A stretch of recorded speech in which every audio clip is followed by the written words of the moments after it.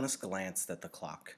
There was so much work to be done always that he and the giver seldom simply sat and talked the way they just had. I'm sorry that I wasted so much time with my questions, Jonas said. I was only asking about release because my father is releasing a new child today, a twin. He has to select one and release the other. They do it by weight. Jonas glanced at the clock. Actually, I suppose he's already finished. I think it was this morning. The giver's face took on a solemn look. I wish they wouldn't do that, he said quietly, almost to himself. Well, they can't have two identical people around. Think how confusing it would be, Jonas chuckled. I wish I could watch, he added as an afterthought. He liked the thought of seeing his father perform the ceremony and making the little twin clean and comfy. His father was such a gentle man.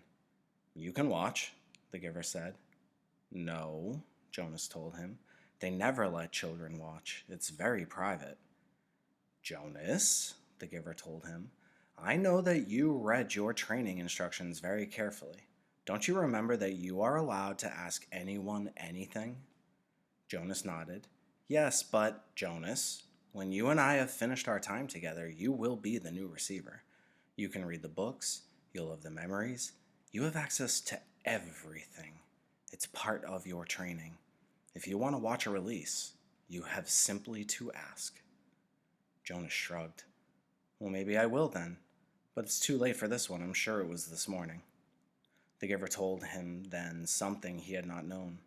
All private ceremonies are recorded. They're in the Hall of Closed Records. Do you want to see this morning's release?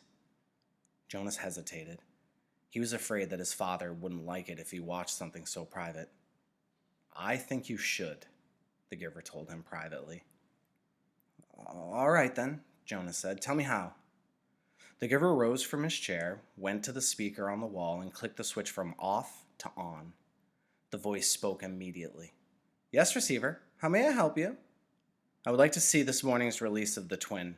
One moment, receiver. Thank you for your instructions. Jonas watched the video screen above the row of switches.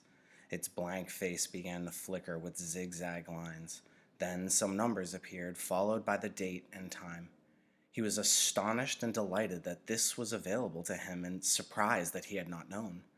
Suddenly, he could see a small windowless room, empty except for a bed, a table with some equipment on it. Jonas recognized the scale. He had seen them before when he'd been doing volunteering hours at the nurturing center. And a cupboard. He could see pale carpeting on the floor. It's just an ordinary room, he commented. I thought maybe they'd have it in the auditorium so that everybody could come. All the old go to the ceremonies of release. But I suppose that when it's just a newborn, they don't... Shh, the giver said, his eyes on the screen. Jonas's father, wearing his nurturing uniform, entered the room, cradling a tiny new child wrapped in a soft blanket in his arms. A uniformed woman followed through the door, carrying a second new child wrapped in a similar blanket. That's my father, Jonas found himself whispering, as if he might wake the little ones if he spoke aloud. And the other nurturer is his assistant. She's still in training, but she'll be finished soon. The two nurturers unwrapped the blankets and laid the identical newborns on the bed. They were naked. Jonas could see that they were males. He watched, fascinated, as his father gently lifted one and the other to the scale and weighed them. He heard his father laugh. Good, his father said to the woman. I thought for a moment they might both be exactly the same. Then we'd have a problem. But this one, he handed one after rewrapping it to his assistant, is 6 pounds even. So you can clean him up and dress him and take him over to the center. The woman took the new child and left the door she had entered. Jonas watched as his father bent over the squirming new child on the bed. And you, little guy, you're only 5 pounds 10 ounces. A shrimp. That's the special voice he uses with Gabriel, Jonas remarked, smiling. Watch, the giver said. Now he cleans him up and makes him comfy, Jonas told him. He told me. Be quiet, Jonas, the giver commanded in a strange voice. Watch. Obediently, Jonas concentrated on the screen, waiting for what would happen next. He was especially curious about the ceremony part. His father turned and opened the cupboard.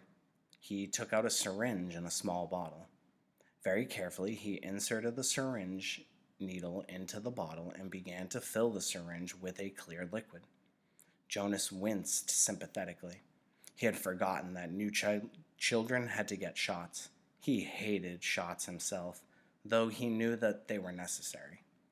To his surprise, his father began very carefully to direct the needle into the top of the new child's forehead, puncturing the place where the fragile skin pulsed. The newborn squirmed and wailed faintly.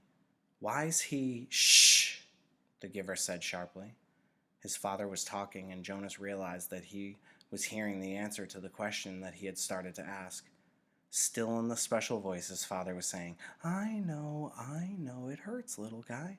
But I have to use a vein, and the veins in your arms are still too teeny-weeny." He pushed the plunger very slowly, injecting the liquid into the scalp vein until the syringe was empty. "Well done. That wasn't so hard, was it?" Jonas heard his father say cheerfully. He turned aside and dropped the syringe into a waste receptacle. "Now he cleans him up and makes him comfy," Jonas said to himself, aware that the giver didn't want to talk during the little ceremony. As he continued to watch, the new child, no longer crying, moved his arms and legs in a jerking motion. And then he went limp. His head fell to the side, his eyes half open. And then he was still. With an odd, shocked feeling, Jonas recognized the gesture and posture and expression. They were familiar. He had seen them before, but he couldn't remember where. Jonas stared at the screen, waiting for something to happen, but nothing did. The little twin lay motionless. His father was putting things away, folding his blanket, closing the cupboard. Once again, as he had on the playing field, he felt the choking sensation. Once again, he saw the face of the light-haired, bloodied soldier as life left his eyes. The memory came back. "He killed it! My father killed it!" Jonas said to himself, stunned at what he was realizing. He continued to stare at the screen numbly. His father tidied the room. Then he picked up a small carton that lay waiting on the floor, set it on the bed, and lifted the limp body into it. He placed the lid on tightly. He picked up the carton and carried it to the other side of the room. He opened a small door in the wall. Jonas could see darkness behind the door. It seemed to be some sort of chute into which trash was deposited at school. His father loaded the carton containing the body into the chute and gave it a shove. "Bye-bye, little guy," Jonas heard his father say before he left the room. And then the screens went blank. The giver turned to him. Quite calmly, he related. "When the speaker notified me that Rosemary had applied for release, they turned on the tape to show me the process. There she was, my last glimpse of that beautiful child waiting. They brought in the syringe and asked her to roll up her sleeve." "You suggested, Jonas, that perhaps she wasn't brave enough?" "I don't know about bravery, what it is, what it means.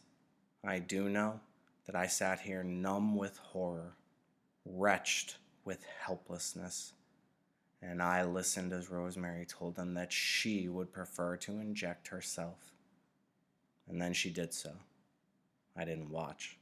I looked away." The giver turned to him. "Well, there you are, Jonas. You were wondering about release," he said in a bitter voice. Jonas felt a ripping sensation inside himself, the feeling of terrible pain clawing its way forward to emerge in a cry.